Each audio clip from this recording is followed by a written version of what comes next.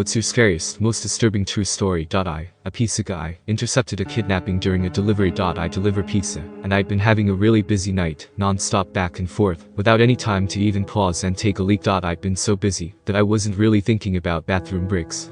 But we're also going through a bit of a heat wave in our area, so I've been drinking copious amounts of water. All of a sudden, as I was driving to this particular delivery, the urge to go hit me. Like, things went from 0 to 60 in an instant. Thankfully I was close to the customer so could get this one over with quickly. Or so I thought. I pulled up to the house, and it was an area I'd delivered in before, so I could immediately see that something wasn't right. All the lights were off in the house, not even the glow of a television or anything. It was extra apparent because the street light closest to the door happened to be out of order.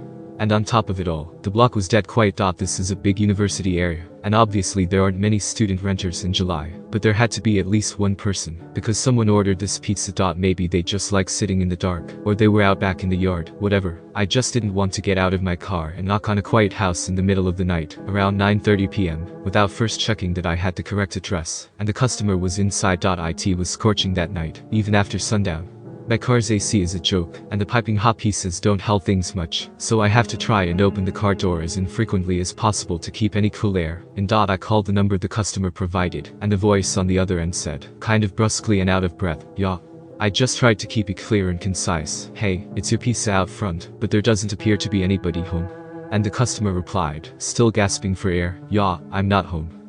I had to pee so badly by that point that I was much less patient than I'd otherwise be with the customer right out of the gate. "Well, then we're going to have to terminate the order, because I've arrived in the stated delivery window, and you were supposed to pay in cash, so I don't know what to tell you.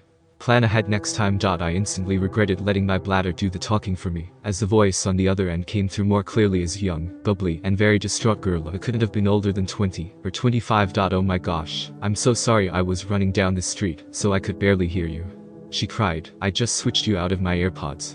Is that better? Sorry, I completely lost track of time at work, but I knew you were coming. That's why I'm literally running home right now. Please don't leave. I'm starving and I don't have a car. Seriously, please don't leave. 5 minutes tops. Okay, I know what it's like to be hungry and running late and have no car, but not live near any restaurants." Plus, when I heard her voice, I began to remember more specifically having delivered to this place a couple times before, and she'd always been perfectly nice. Now I felt bad for snapping at her. I tried to walk it back, while simultaneously looking out my window for potential spots to pee. No, my bad. I'm letting the heat get to me, and it's not your fault. No need to rush. See you when you get here. I hung up and, while surveilling the street, was starting to think I was really out of luck. The other houses had people in them, and were close together, so there were no clumps of trees or out-of-the-way patches of land or anything. Of course, I had just tossed my empty water bottle at the last delivery, because I'm an idiot. Finally, I decided it was escalating to the point of an emergency, and the safest bet was to use a bush in front of the woman's house. She wasn't home. The streetlight was out so no one would see me. The people who were home were inside. My car was parked across the street, and we're a small shop who don't wear uniforms, so if someone did spot me, they have no way to connect me to my employer.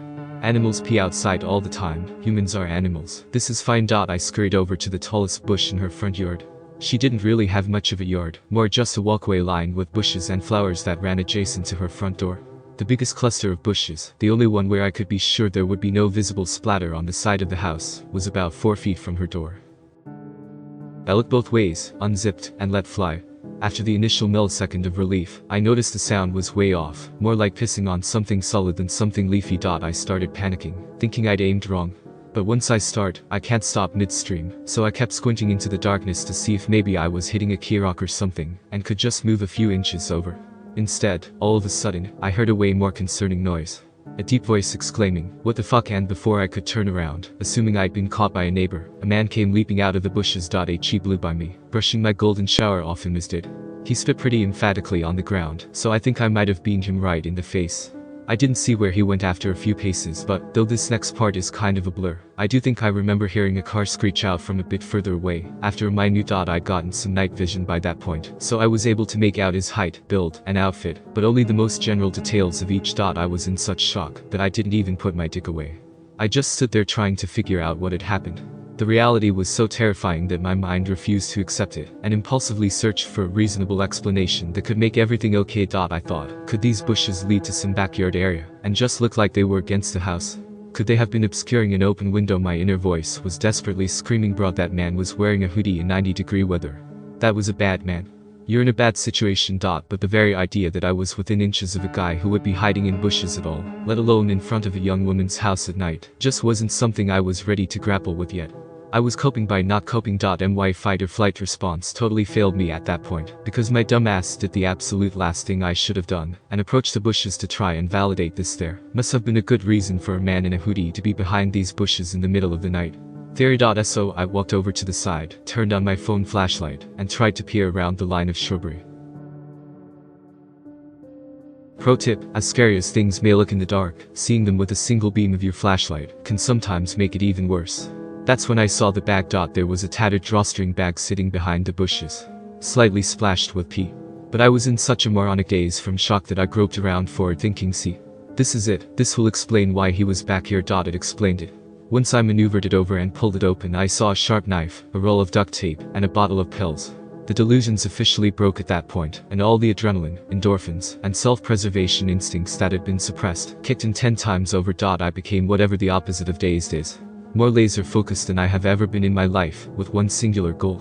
Get back to my car. I dropped the bag, booked it across the street, got in my car, and slammed the pedal to the floor before the door was even all the way closed. I went as far as I could as fast as I could, until I hit a red signal. Then I pulled off to the side and realized I shouldn't be driving any more than necessary. In the condition I was in. I pulled into the parking lot of a 24-hour drugstore and took a breath.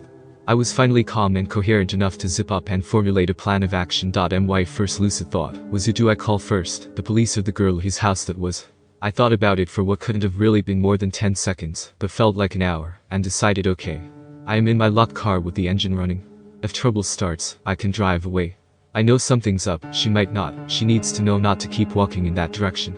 But as I was dialing her number, it occurred to me, what if there was no girl I thought I remembered delivering to that house before? But what if I was wrong?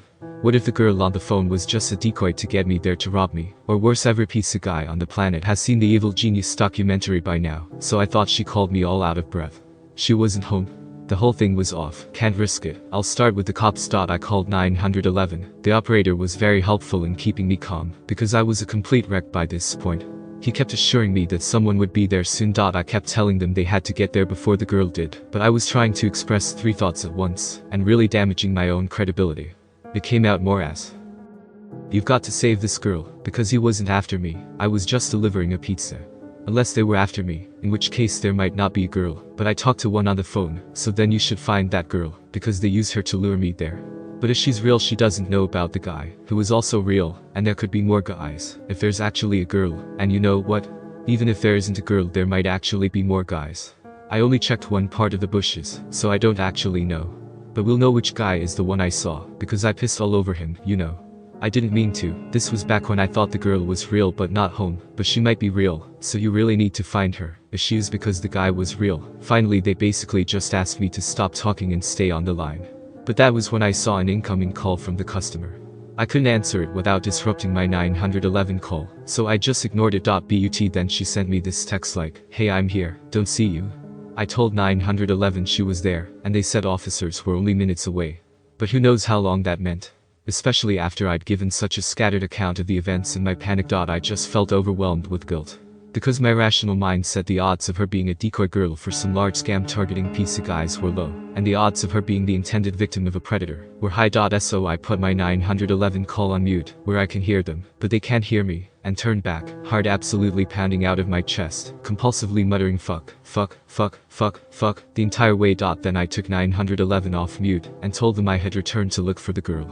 They weren't happy about that, but I saw her meandering past the parked cars in the street looking to see if one was mine, and I waved her down, flashing my brights. She bounced on over to the window of my car, happy-go-lucky. I figured that was a good sign, that she wasn't in on whatever this was. But I was just so scared to be back in the general area, and to not know what had just happened, or what was going to happen. I kept whispering, get in. And she was like, get it? Hot. Oh.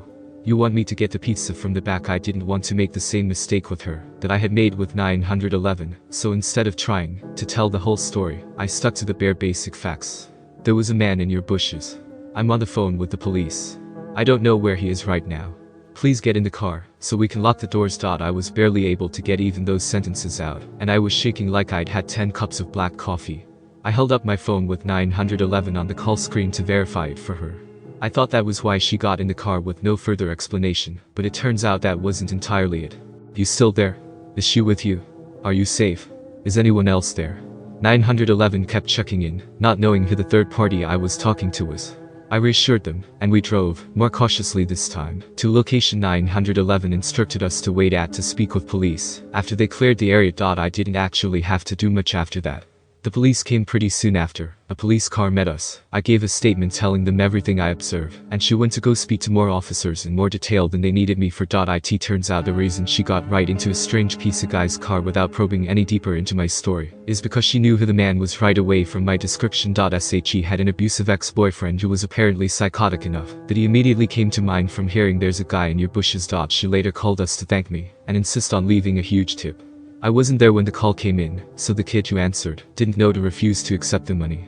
But the manager already promised the next time we see her, we can load her up with enough free pie cards to last a lifetime. Easily the scariest thing that has ever happened to me, on the job or off. I don't get the chance to tell the story much, because I try to avoid sharing it with anyone who could possibly know the girl, or know of the event. But I'm still not the same since. Even though I know he didn't even have anything to do with me directly, this truly shook me to my core. So, man in the bushes, let's not meet.